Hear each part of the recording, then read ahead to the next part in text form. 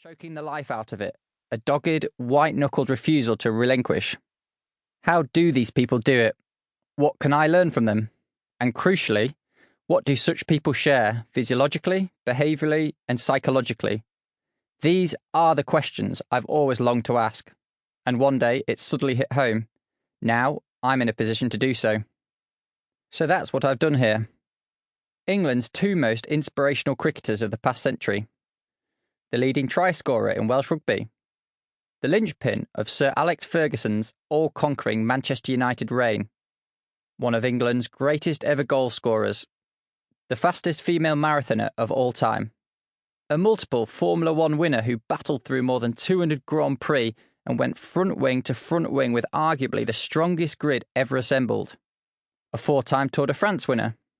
The champion jockey who battered himself into submission to fuel his addiction to winning. The man with one of the best Ryder Cup records in golf. The world's most astonishing endurance athlete. The dazzlingly articulate captain of a team that rewrote the book on teamwork. The most distinctive sprinter and two of the most dominant swimmers in history. The fastest cyclist of all time. And the most naturally gifted snooker player of this or any generation. Mavericks and monomaniacs, show-offs and introverts, team players and individual stars, the diversity of characters I've met and spoken to is striking. In fact, these sporting superstars only really share one thing. They are all, in Seb's words, bona fide grippers. Some have trained with me, others have hung out with me, all have indulged me, and I'm pretty sure you're going to want to hear what they have to say. To this list, I've added a cast of supporting characters.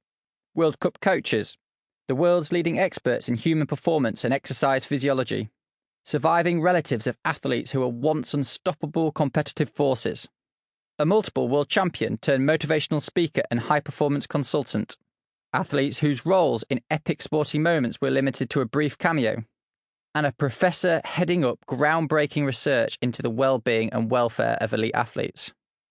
All these characters provide the context, clarity, and colour as I explore themes around performance that had fascinated me from a time before I could articulate them. Decision-making, focus, innovation, motivation, conditioning, adaptability, superstition, belief, aura, ruthlessness, passion, and that biggie, the one us athletes never like to dwell on too much. Look.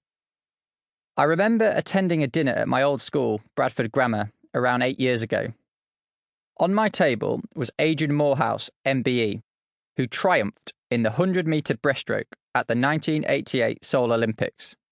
A rather self-important old Bradfordian was quizzing me about how I could possibly continue to train intensively, hour after hour, day after day, year after year, 4-year cycle after 4-year cycle.